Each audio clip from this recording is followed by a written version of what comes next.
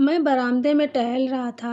इतने में मैंने देखा कि विमला दादी अपने आंचल के नीचे एक प्रदीप लेकर बड़ी भाभी के कमरे की ओर जा रही है। मैंने पूछा, क्यों री, ये क्या है? वह बोली, झलमला। मैंने फिर पूछा, इससे क्या होगा?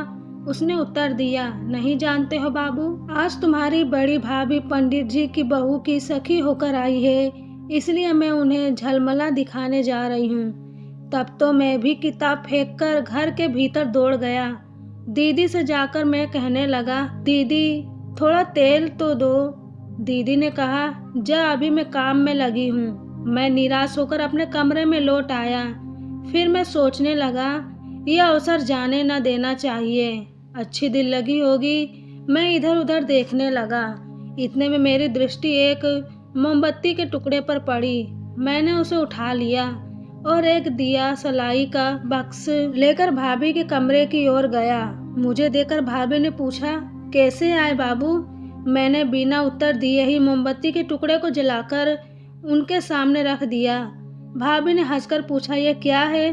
मैंने गंभीर स्वर में उत्तर दिया, झलमला। भाभी ने कुछ न कहकर मेरे हाथ पर 5 रुपए रख दिए। मैं कहने लगा, भाभी क्या तुम्हारे प्रेम के आलोक का इतना ही मूल्य है? भाभी ने हंसकर कहा, तो कितनी चाहिए? मैंने कहा, कम से कम 1 गिन्नी। भाभी कहने लगी, अच्छा, इस पर लिख दो, मैं अभी देती हूँ। मैंने तुरंत ही चाकू से मोमबत्ती के टुकड़े पर लिख दिया, मूल्य 1 गिन्नी। भाभी ने गिन्नी निकालकर मुझे दे दी और मैं अपने कमरे में चला आया।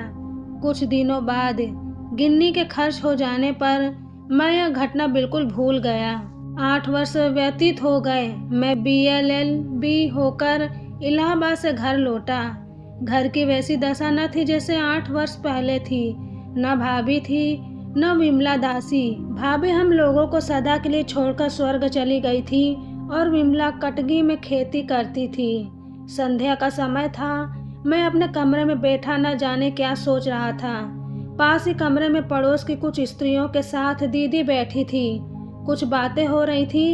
इतने में मैंने सुना, दीदी किसी स्त्री से कह रही है, कुछ भी हो बहन, मेरी बड़ी बहू घर की लक्ष्मी थी। उस स्त्री ने कहा, हाँ बहन, खूब याद आई।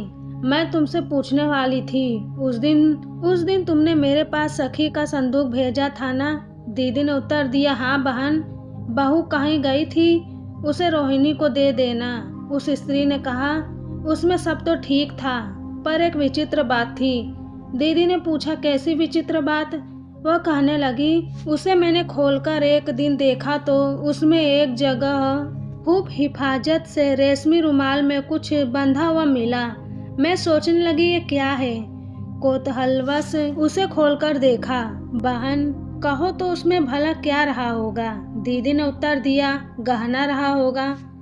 उसने हंसकर कहा, नहीं, उसमें गहना न था, वो तो एक अधजली मोमबत्ती का टुकड़ा था और उस पर लिखा हुआ था, मूल्य 1 गिन्नी।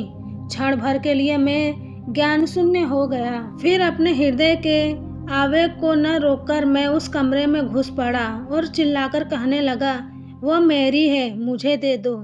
कुछ स्त्रियां मुझे देखकर भागने लगी, कुछ इधर उधर देखने लगी। उस स्त्री ने अपना सिर ढांकते ढांकते कहा, अच्छा बाबू, मैं कल उसे भेज दूंगी।